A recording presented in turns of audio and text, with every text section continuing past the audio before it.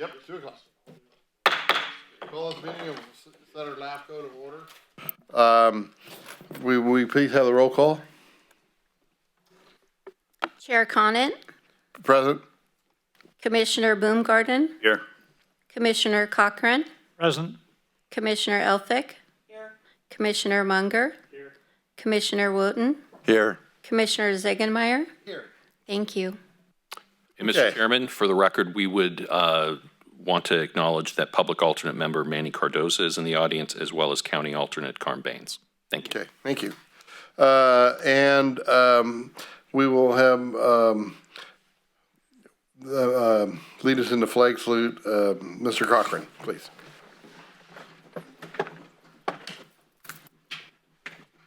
I pledge allegiance To the flag of the United States of America and to the republic for which it stands, one nation under God, indivisible, with liberty and justice for all.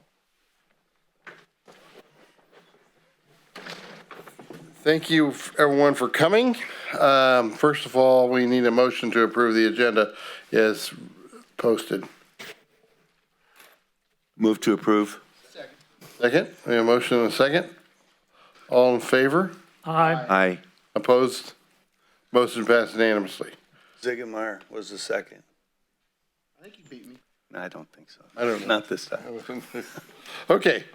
Public comment. Members of the public are invited to address the commission on any matter of interest to the public that are not within the posted agenda for a period of time not to exceed 5 minutes pursuant to the Brown Act.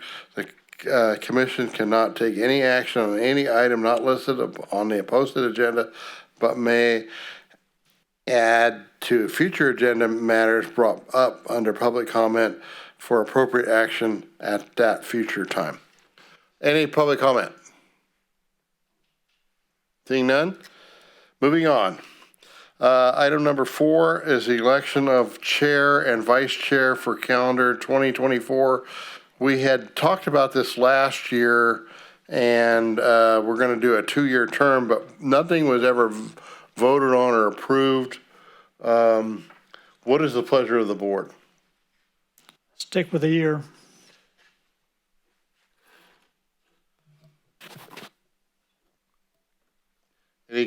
I'm in favor of the 2-year. By the time you get your feet on the ground, you're going out of office. Okay. Need to go. Yes, Nita. Well, I gotta say, I think it's 6 of one and half a dozen of the other. It's Yeah. the pleasure of the commission. Yeah, well, we had talked about that originally, but we didn't vote on it, and so that's why it's appearing now. Well, through the chair, Yes, go ahead. elections are right around the corner, and like I said, it's one of those things, I love the 2-year deal, but I think sometimes it's gonna be re-looked at because, you know, who's to say in a year from now, let's say if you and I or someone else is on this board or on this committee, because we can change year to year as a board of supervisors, same thing as a city council when it comes to committee assignments. And I'm a firm believer in, especially LAFCO and like the other committees, that you want to build up those relationships as you're on those committees. So like I said, I like to see the same committee members through and through. Hopefully the cities and the counties keep those same individuals on, but you never know. Things can, a vote can go one way. So like I said, I like it, but at the same time, things could change. Someone else could be sitting in these seats next year, different committee members, and we'd have to go back and look at that and say like, you know what? That person's brand new, and like I said, it's nice, you know, especially the LAFCO board have that experience. I would like to nominate Commissioner Conant and Baumgartner for another term and move the nomination cease. I'll second that. We have a motion and a second. Do we just do a voice vote, or do you want a roll call? Roll call. No, Roll call? don't need it. Discretion of the board is not required, or it's at the discretion. Right, we can just do a voice vote. All in favor? Aye. Opposed? Motion passed unanimous. I don't know why we're worried about that. Okay, moving on. Number 5, consideration of amendment to consider policy standards and procedures for commission bylaws. I think that Doug's going to do this one, right, Doug? I will, thank you. So this was a commission initiated change, and it is just to kind of recap.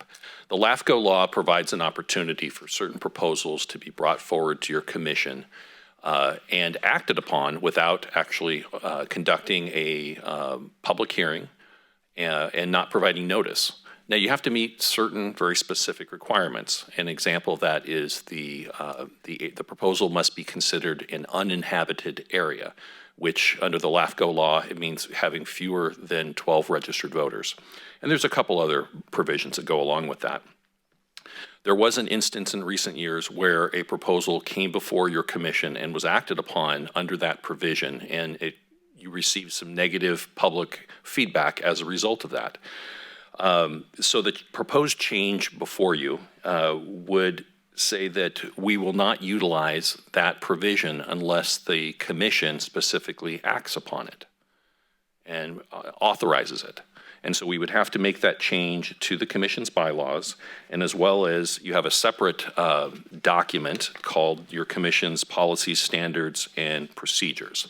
So we would make that change as appropriate in those two documents. Additionally, there was an interest expressed at the November meeting about having public notification signs for pending proposals before the commission. And this is something that the county adopted a few years ago. And so it sounded like the commission was in favor of that. And so we carried that forward as an additional means of public outreach. So how that would function is if someone were to submit an annexation proposal, then within the first 30 days of receiving the application, the proponent would need to post public notification signs at the public road. And if you were on a corner lot, you would be required to post 2 different signs. The sign would have a pamphlet, a holder, so you could post public hearing notices in there, and it would provide direction for people to where to contact to get additional information. This would significantly increase the responsiveness or outreach to the public, so they would find out much earlier about proposals instead of the typical noticing, which is 21 days before an item comes before your commission. So with that, those proposed changes, that would conclude my comments. If you choose to act on it, we'd ask that you adopt the resolution that is pending before you. Thank you. So a couple of questions, Doug, or maybe I'll let you guys go first. Any comments, questions? Yes, Doug, you said that you'd act upon it, the commission could act upon it, being that you don't have to give a notice if it met certain criteria. That is still going to be part of the policy? So the LAFCO law says you wouldn't need to provide notice. However, our policies can be more restrictive. And our policies say that unless your commission authorizes it previously, we can't proceed with a proposal not doing notice. We're going to give notice. Okay, so our meaning LAFCO. Yeah, Sutter LAFCO is Okay. going to provide notice. Okay, thank you. Any other questions? Yeah, I had an opportunity to talk with Doug because I know that we had some concerns about the distance, about notification and such. And I think just as a point of clarification, to follow up with Commissioner Elphick, is number one, I think it's the intent of this board to make sure that people are aware when things are happening in their neighborhood. And the second thing is there's a minimum requirement of distance, but if we choose, then we can go beyond that if we want to ensure transparency and that the public is aware of what's going on. And I think that's to be noted here because at times I think it's advantageous to make sure that everyone who may be affected has an opportunity to either voice their support or their concerns. The other is I want to thank you guys for bringing forth the signage.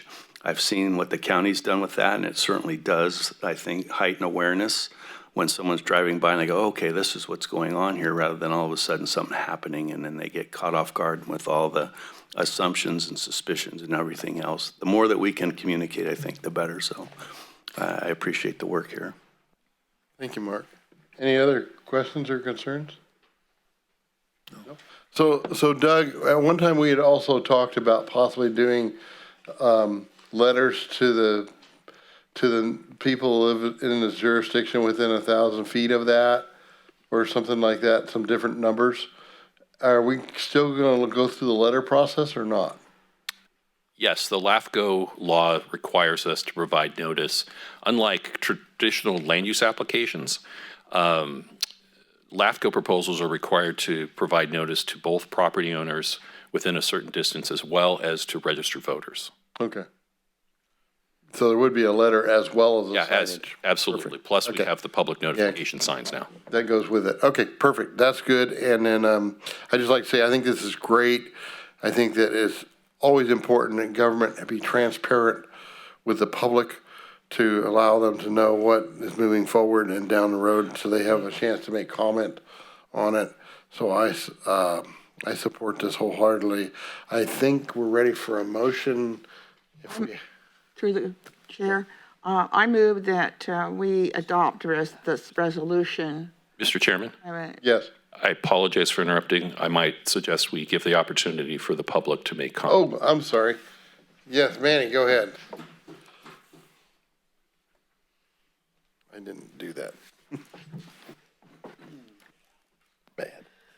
Yeah, Manny Cardoza, Yuba City. Anyway, I'd just like to make a suggestion to the board on the sign, and you were sitting there saying put flyers on it and stuff like that. You know, that's like 1990, and Supervisor Ziegemeier made a suggestion a couple of months ago about doing the QR code.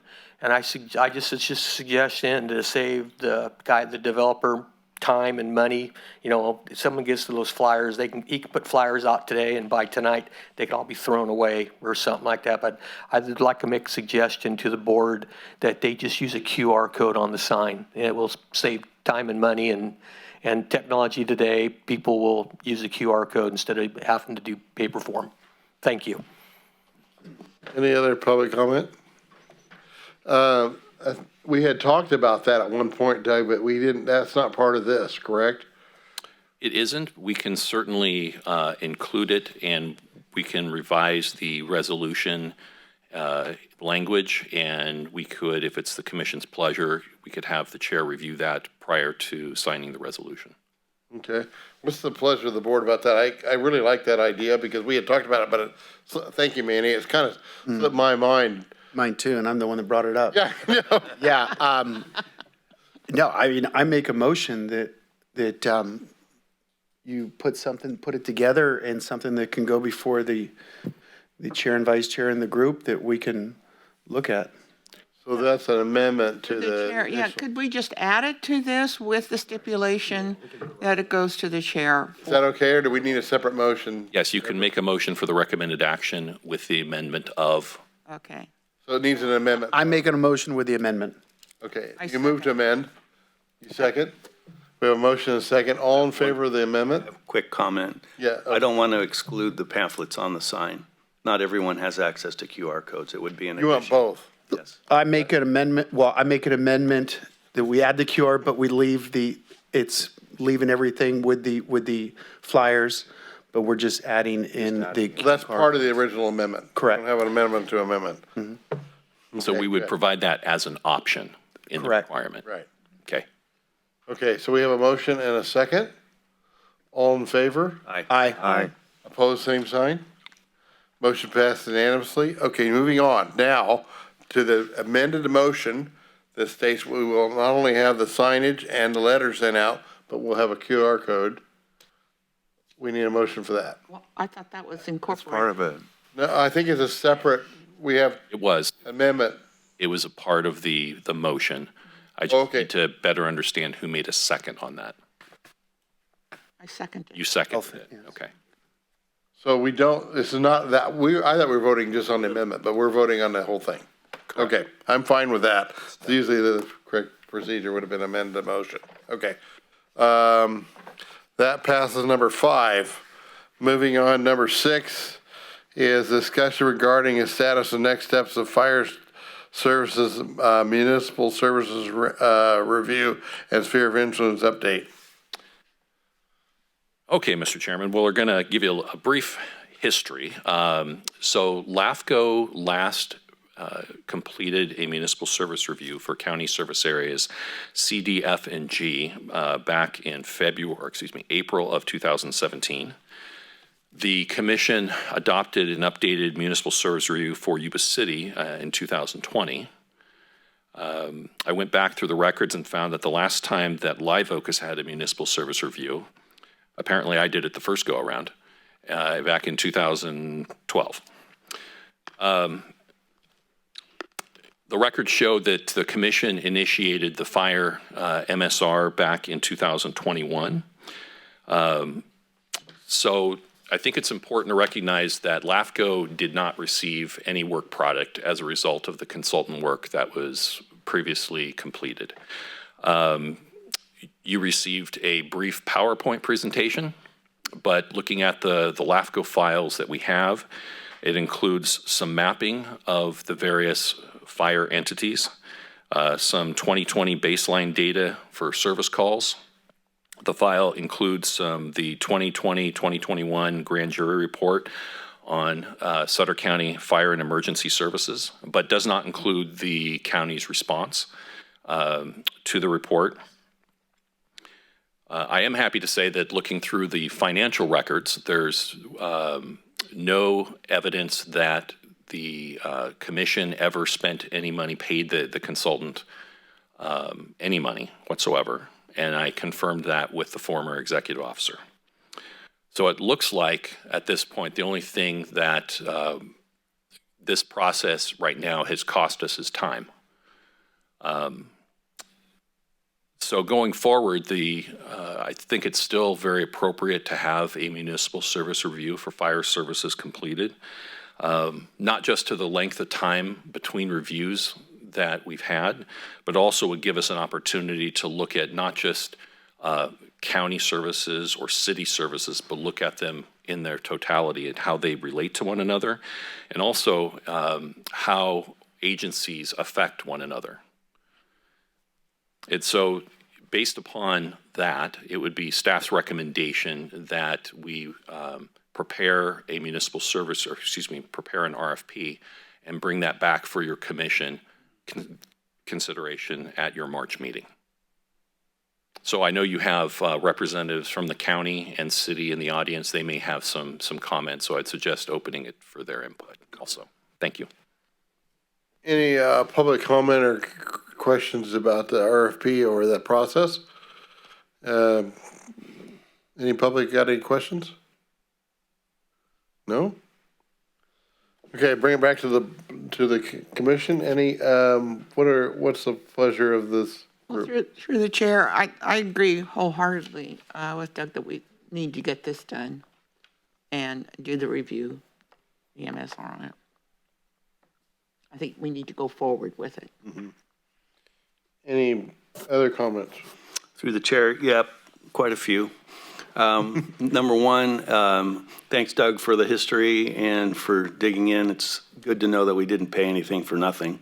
I know I had several conversations with the previous contractor, so there was a bunch of information. It's just unfortunate that wasn't passed forward. And I know that the fire agencies have done so as well, on both city, county, and the districts. As far as the municipal services review, help me here a bit. Number one, what is and maybe this is something you could report back to us on. What is the requirement? Is there an annual? Is there every 10 year? How are we required to do these things? The LAFCO law specifies that they are to be completed every 5 years or as necessary. So they're kind of the escape hatch right there of as necessary. So you could have some small single-purpose districts, not a lot changes, and it may be appropriate to not have a review like every 10 years. But the general guidance from the legislature is every 5 years. And if perhaps things have changed, you could ask for something earlier than that too, correct? If we want, I mean, obviously there's a cost involved, but you know, there's things happening within the county that may necessitate, not just in fire, but necessitate service reviews. We have the ability to do that, correct? Yes, the commission can initiate a municipal service review at any time. The one thing that I remain continually interested about is because of the volume of pre-hospital emergency medical care that every fire agency in the county is providing. Is that incorporated, or is that, can we incorporate that? Because obviously if 70, 80% of what those agencies are delivering is pre-hospital EMS, just to focus on fire, which is a relatively small percentage of total call volume, doesn't make much sense to me. There is not a specific EMS district, or there's not a hospital district, but that said, as you noted, Commissioner Baumgarten, the EMS provision definitely impacts fire services, so it's very appropriate for that to be a part of the discussion and analysis. Being as I think more residents are probably impacted by the collective ability to deliver pre-hospital emergency medical services versus a fire in their home or in their business, it seems to me that if that is a component of that system, we should be looking at that as well. I think that the county just went through that with the ambulance provider, and I'm sure there's some overlap there too. But so that would be my comments. Is number one, I'm as Commissioner Elphick, I'm definitely in favor of getting on with this, going out and getting somebody who's actually going to produce a product, and then but at the same time not disregarding the fact that pre-hospital emergency medical care is a huge component of this, and not just have it on the ability to protect property from fire. And we can absolutely include that in the RFP. Through the chair, following up on your comments, the other part of that is the injuries that happen with our businesses within our community. And I know they rely heavily upon being able to feel that the fire department will be there right away. They're the best as far as if there is an injury, A, to help get them out of the situation, and B, do the emergency treatment that needs to be. So that, all of that needs to be part of this NRS. I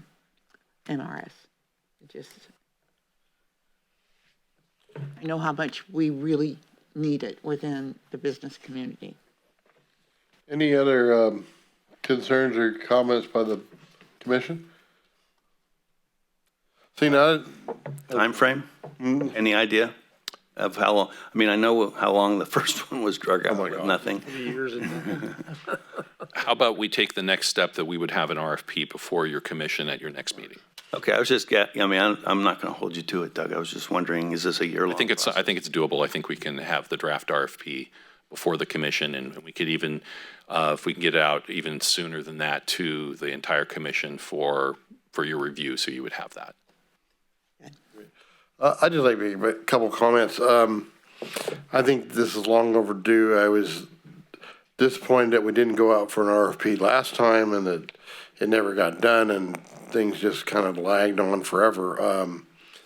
But I think it's important that we as LAFCO look at this whole issue and try to figure out a solution to the problem. So Area F is the biggest problem in the county that I see right now for fire, and it's just inadequately funded. And what it was originally set up in the mid to late 90s was a special assessment district, and they were a flat fee. And when those flat fees were set up, there was no escalator built in, and everybody always assumed, I believe, that when it was passed, that we'd always be building more homes and more businesses, that you'd have more money coming in constantly. Well, since that happened, Sutter County has been remapped into floodplain, and now 68% of the landmass of the county is in the floodplain, 11% is in the buttes, and that leaves you 79% you can't build on. So our net build out is about 30 houses a year, right, Neil? So 30 houses a year we build in the county, we probably burn down or tear down another 30. So our net gain is almost nothing. So the tax base simply does not support the Area F fire. And the county has, for the last 4 years, put literally millions of dollars into Area F, keeping it going. That is not sustainable. And the county has to get a plan together to have the citizenry vote on and approve an increase into Area F fire to sustainable. And that was a quick history. Maybe not quick as far as CARB is concerned. Well, through the chair, Yes. what I have found on income to the fire districts has always been that when we do have development occurs through either the city or the county, we fail to have the income necessary to maintain, like the fire departments, the police departments. We seem to think that the hard assets, if we cover the hard assets up front, everything is fine, but it isn't. You can go down 5 years and you realize we gotta close this down because we don't have the money to make it operate. And so this is where thinking has to change at the city and the county level when we go into development. Now, that may increase the cost of the development or what we put onto each individual house on an annual basis. But we need to do it or not build. That's where our mental perspective of it has to change. Right. And this plan was doomed to fail because there's no escalator. I know. At all. I mean, Nothing. That's what we do. That doesn't even cover anything. So, anyway, no more discussion?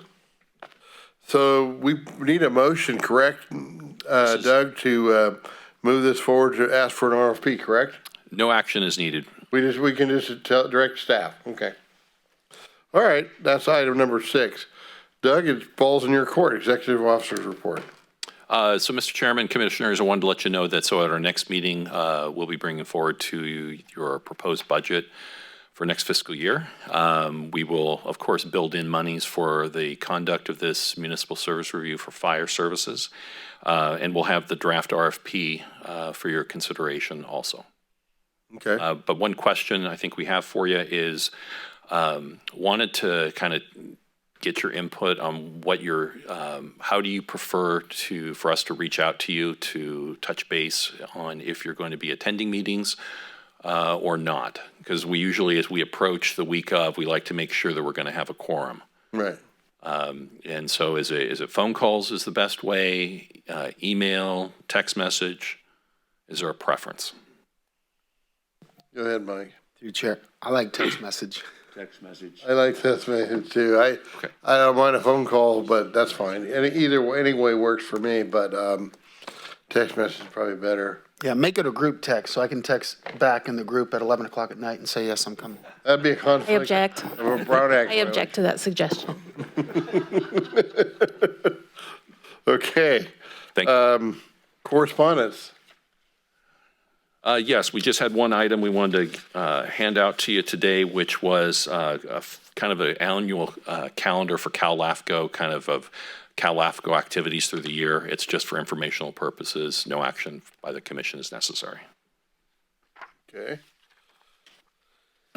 If there's nothing else, anything before us? Meeting adjourned. Yeah.